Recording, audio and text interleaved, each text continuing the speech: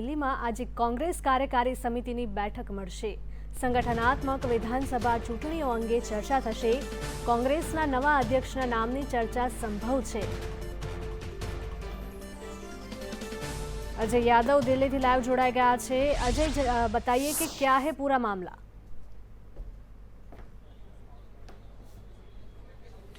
देखिए, एक तरह से 1.5 घंटा हो चुका है। सीडब्ल्यूसी की मीटिंग एक तरह से चालू है। सोनिया गांधी की स्पीच हो चुकी है। दूसरे जो लीडर्स हैं उनकी भी स्पीच लगातार जारी है। लेकिन सोनिया गांधी की तरफ से जो स्पीच दी गई है उसमें मुख्य तौर पे अगर बात करें तो न सिर्फ लखीमपुर खीरी हिंसा का जिक्र किया गया, बल्कि जो 3 कृषि कानून है उसको लेकर के भी जिक्र किया गया और ये कहा गया कि भारतीय जनता पार्टी की तरफ से जानबूझ करके किसानों के खिलाफ इस तरह का बिल कहीं न कहीं कारपोरेट जो घराना है उसको फायदा पहुंचाने के लिए लाया गया है। इसी तरह से अर्थव्यवस्था का भी जिक्र करते हुए सोनिया गांधी की तरफ से कहा गया कि अर्थव्यवस्था मोदी के शासनकाल में चौपट हुई है, जबकि पेट्रोल और डीजल के दाम यानी महंगाई जो है वो आसमान छूती हुई नजर आ रही है।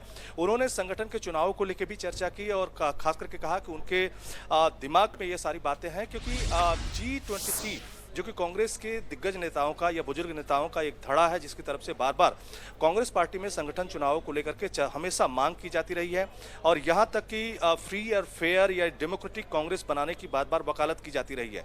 तब ये माना जाता था कहीं ना कहीं G23 का जो धड़ा है वो राहुल गांधी के कहीं न कहीं विरोध में खड़ा दिखाई देता है। लेकिन आज जो बैठक चल रही है उस बैठक में G23 के जितने भी मेंबर्स हैं उसमें कुछ सदस्य निश्चित तौर पर शामिल हैं। इसके अलावा जितने भी कांग्रेस के राज्य प्रभारी हैं, इंचार्ज हैं, वो सारे लोग भी शामिल हैं और कई सारे जो आमंत्रित सदस्य हैं वो सारे लोग शामिल हैं। और आज करके अगर मुख्य मुद्दे की अगर बात करें तो न सिर्फ जो 3 राज्य खास करके पंजाब, छत्तीसगढ़ और राजस्थान, यहाँ पर जो पार्टी के भीतर अंतर्कलह मची हुई है, अभी भी उसका समाधान पूरे तौर पे नहीं निकला है।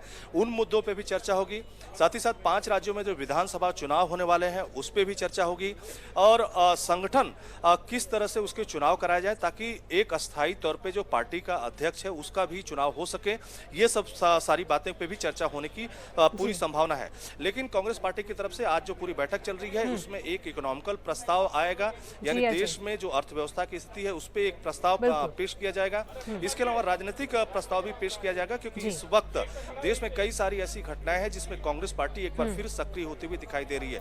तो फिलहाल यह बैठक चल रही है। 1.5 घंटा से ज्यादा वक्त हो चुका है। माना जा रहा है कि 5 से 6 घंटे तक करीब इस पे चर्चा हो सकती है। जी अजय, जानकारी के लिए धन्यवाद।